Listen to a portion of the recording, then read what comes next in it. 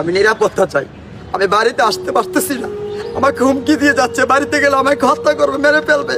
এটা আপনাদের কাছে, জনগণের কাছে অনুরোধ, এটা দৃষ্টান্ত বিচার করা দরকার। বিচারক, আমি কেন আমার ফ্যামিলি নিয়ে বাড়িতে যেতে পারি না, আসতে পারি না? রমজান ঈদ যায়, কুরবানি ঈদ যায়, বাড়িতে আসতে পারি না, যেতেও পারি না। কি হাতে এটা দেখে অবাক হচ্ছেন? আর আমার পিছনে দুজনের ছবি, একজন হচ্ছে জ্যাঠা, আরেকজন হচ্ছে চাচা। আমার ভিডিও আপনারা শেয়ার দেন, আমি কখনো বলি না যে ভিডিওটা শেয়ার দেন। আপনাদের সবার কাছে অনুরোধ, আজকের এই ভিডিওটা সবাই প্রত্যেকের কাছে পরিচিত যারা আছেন অবশ্যই দয়া করা আমার এই আজকের ভিডিওটা সবাই শেয়ার করে দিবেন। তাদের জ্বালা যন্ত্রণায় প্রায় আমরা 15 থেকে 20 বছর আমরা বাড়িতে যেতে পারি না, সবসময় ঝামেলা করে, মারতে এসে হুমকি দেয়। লাস্ট কয়দিন আগে আমাদের পুরো ফ্যামিলি নামে মামলা করছে, মিথ্যা মামলা করছে। এদের একবার মারার ছবি, এটা হলো মারার ছবি একবার, তারপর হচ্ছে আমাদের এটা হলো মার্কেটের ছবি, আর এটা হচ্ছে আমাদের বাড়ির ছবি। এই যে বিল্ডিং থেকে আমরা বাড়িতে যেতে পারি না, বাড়িতে থাকতে পারি না। আমার বাড়ির ঠিকানা হচ্ছে কুমিল্লা জেলার চান্দিনা উপজেলা মাইজখালী ইউনিয়ন আলিকামরা গ্রাম। আবার বলবেন জায়গা জমি ঠিক না, জায়গা জমিন সম্পত্তি তাদেরটা তাদের কাছে, আমাদেরটা আমাদের কাছে, সবকিছু ঠিক আছে।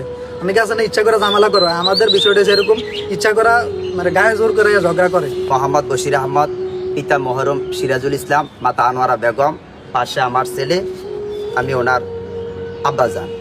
আমি প্রায় 15-20 বছর যাবৎ পূর্বে দেশের বাইরে ছিলাম। বাইরে থেকে আসার পরে আমি আমার ছেলেদেরকে নিয়ে এবং বাচ্চা কাচ্চা লেখাপড়ার উপাধিতে বগুড়া এসে তাদের লেখাপড়ার জন্য আমি বগুড়াতে চলে আসলাম। বগুড়া থেকে প্রতি সপ্তাহ সোমবার এবং মঙ্গলবার এই 2 দিন বাড়িতে আসা যাওয়া করি।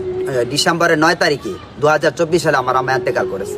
আমার আম্মা এন্তেকাল করার পরে হঠাৎ করে আমি আমার ফ্যামিলিগতভাবে এবং ভাই বোনদের সাথে আমার এই জায়গা জমিনে কেন্দ্র করি প্রায় সময় আমার সাথে ঝগড়া বিবাদের হুমকি, মারামারি হুমকি এবং বিভিন্ন ধরনের কালচার, গালাগালি, তবে বিভিন্ন ধরনের সমস্যা তৈরি করে যাচ্ছে। অনেকে আবার বলবেন পারিবারিক সমস্যা কেন মানে শেয়ার করতেছি, আবার অনেকে বলবেন এলাকার মেম্বার আছে, চেয়ারম্যান আছে, এগুলা লাভ নাই। এখন বর্তমান যুগে এগুলা চেয়ারম্যান, মেম্বার, আর আলিকামরা গ্রামটা কিরম বলো আপনারা খারাপ বলবেন, আসলে আলিকামরা আবার নিজের বাড়ি, এটা খারাপ।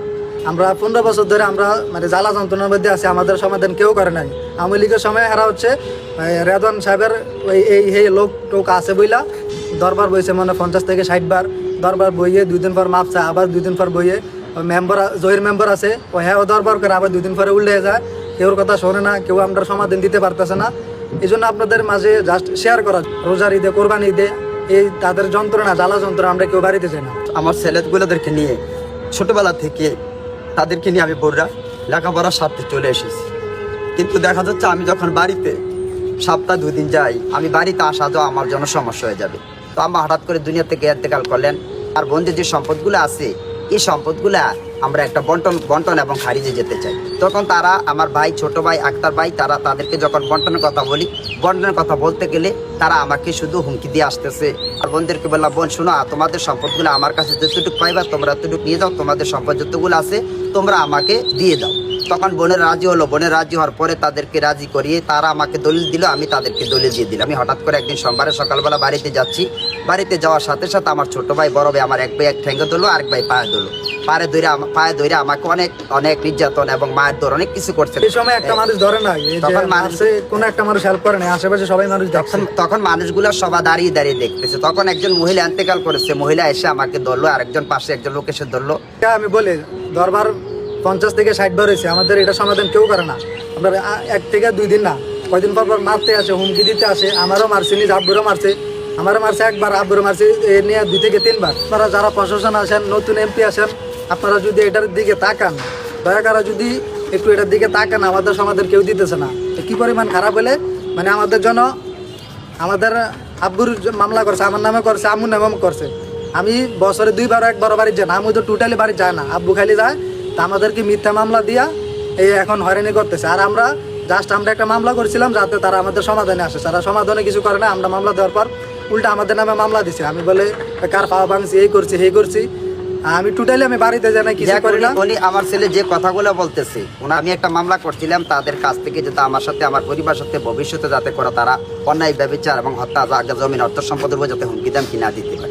যেই দ্বারা মামলা করেছে, একটা ফ্রড বানোয়াট মামলা তৈরি করে এবং বিভিন্ন কাগজপত্র, হাসপাতাল থেকে কাগজ উঠিয়ে মিথ্যা বানোয়াটি সাজিয়ে আমার ছেলের জন্য, আমার জন্য, আমার ওয়াইফের জন্য এই মামলাগুলো করেছি। প্রশাসন এবং আমাদের বর্তমান এমপি আতিকুর রহমান শাওন সাহেবের কাছে আমার অনুরোধ থাকবে এবং মাননীয় প্রধানমন্ত্রীর কাছে আমার অনুরোধ থাকবে, এমন এমন অবস্থা এরকম কোনো পরিবারের ভিতরে যাতে কোনো পরিবারের মধ্যে যেন জায়গা সম্পত্তি কেন্দ্র করে বাই বাটোয়ারা সম্পত্তি কেন্দ্র করে, এবং আমি আমার মার্কেট একটা প্রতিষ্ঠান গড়ে উঠেছি, আমি প্রতিষ্ঠানে যেতে পারতেছি না। এক মাস যত আমি কিছু লোকের সাথে আলোচনা করলাম, আমাকে বলতেছে তুমি বাবা ভাই তুমি বাড়িতে এসো না, তুমি যদি বাড়িতে আসো তোমাকে তারা আক্রমণ করার চেষ্টা করবে। আমি আসা যাওয়া এক মাস যাবত আমার বাড়ি আসা যাওয়া বন্ধ হয়ে আছে। আমি যখন রওনা হই তারা উত্তপ্ত অবস্থা থাকে এবং আমাকে এটা করবে সেটা করবে, যা আমাদের সবাইকে বারবার বলা হয়েছে, সবাই জানে। কেউ কিছু করে না, এটার কেউ এখন এটা নিয়ে সমাধান যখন জানা- তারা একটা সমাধানও যায়, সমাধান যাওয়ার 1 মাস পরে 1.5 মাস পরে যখন আমার কাছে সমাধানে বসে তখন তারা মাপ চায়, ক্ষমা চেয়ে এটারে কি করে 1 মাস 2 মাস ভালো থাকার পরে আবার একটা অজুহাত দিয়ে আমার সাথে শুরু করে। তা আপনারা আমার এই সহানুভূতির এই কথাবার্তাগুলো শুনে আপনাদের জনগণের মাধ্যমে, স্বরাষ্ট্র মন্ত্রণালয়ের মাধ্যমে, মাননীয় প্রধানমন্ত্রীর মাধ্যমে, সংসদ সদস্য আতিকুর রহমান শাওনের মাধ্যমে এবং এলাকার মান্যগণ্য ব্যক্তির মাধ্যমে এটা সমাধান চাই। তার জন্য আপনারা যতটুকু করুণ করার জন্য আমাকে সহযোগিতা করুন এবং আমার নিরাপত্তার জন্য আপনাদের যা কর্তব্য তা করার ব্যবস্থা করে দিন।